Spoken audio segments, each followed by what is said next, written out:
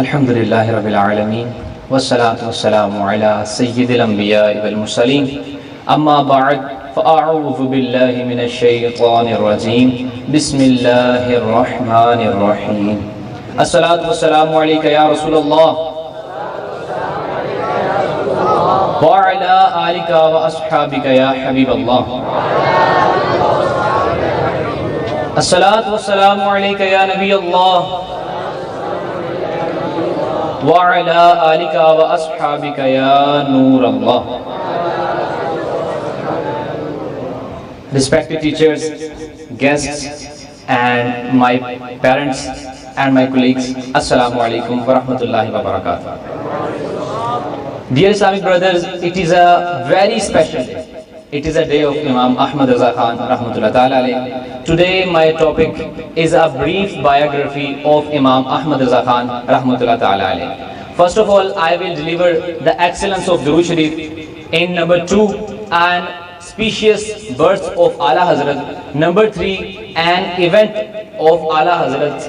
And number 4, Ala Hazrat's expertise in mathematics. And in last, the sad demise. So, first of all, the Durood Sharif.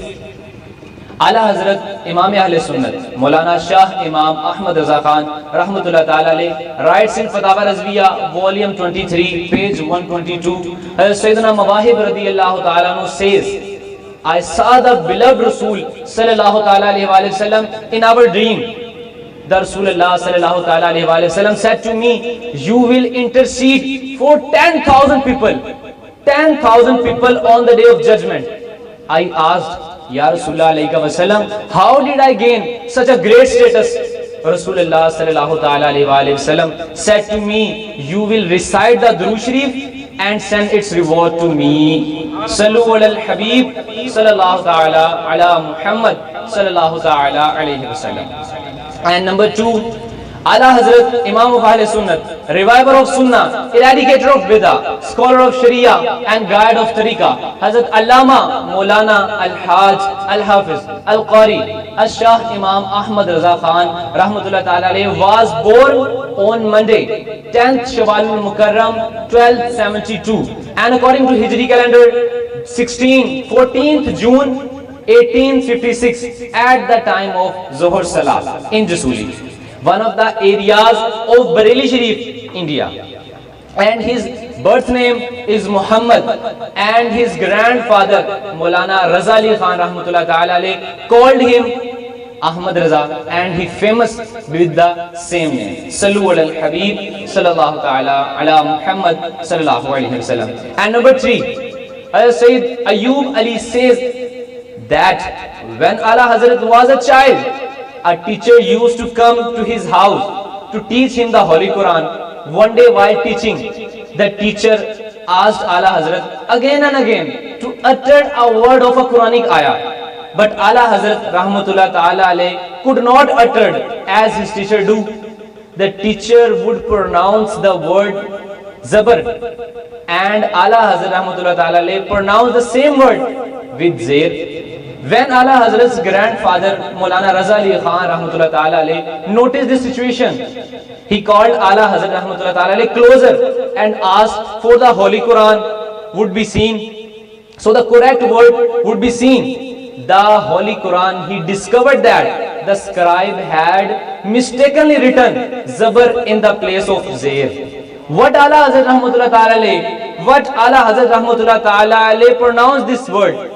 Ala Hazrat's grandfather Maulana Raza Ali Khan rahmatullah ta'ala alayh asked Ahmad Raza, why did you not utter word as your teacher did? Ala Hazrat rahmatullah ta'ala alayh politely replied, I tried to utter as my teacher did, but I felt as if I did not control over my tongue.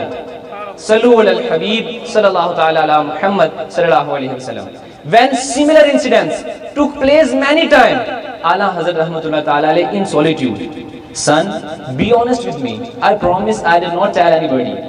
You say that. I promise I will not tell anybody. Are you a human being or a jinn? Ala Hazrat rahmatullah ta'ala alayh replied, all praise to be Allah Azza wa Jal. I am a human being. However, I have been blessed with benevolence and bounty of Allah Azza wa Jal. Sallu ala al-Habib sallallahu ta'ala ala Muhammad sallallahu alayhi wa sallam. And my number 4, Ala Hazrat Rahmatullah Ta'ala alayhi was blessed with unimaginable treasure of knowledge in innumerable disciplines. He made his contribution of about 50 disciplines. He wrote valuable books.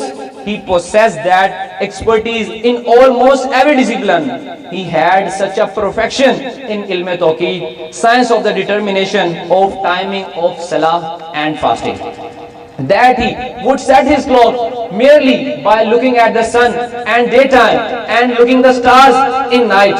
The time he set was always accurate and never differed by a single minute.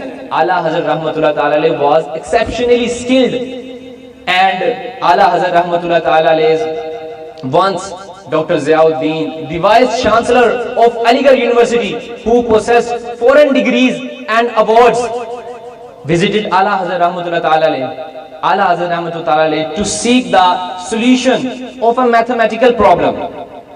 Ala Hazrat Rahmatullah Ta'ala asked him to express this problem. He replied, "It is not so easy to express this problem."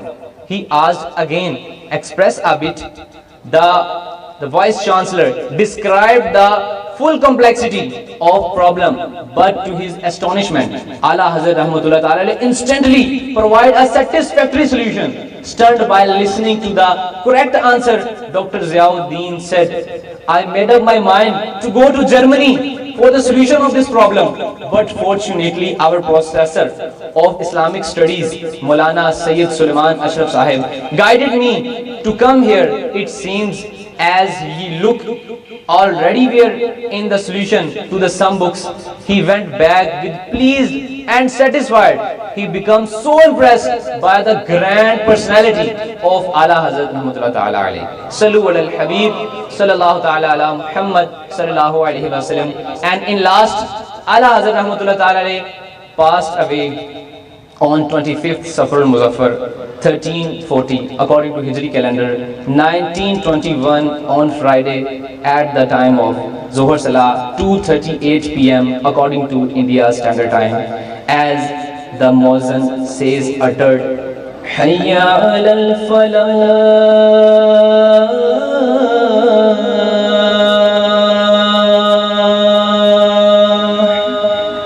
Hayya alal falah.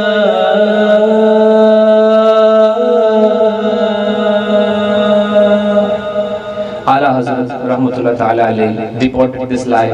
Inna lillahi wa inna ilayhi raji'un. Even today, this blessed shrine is the focal point of visitors in Bareilly Sharif. May Allah Azza wa Jal bless us with the love of Holy Prophet and Sahaba Karam, Awliya Ulzam. Ameen. Bijahi Nabi Alameen.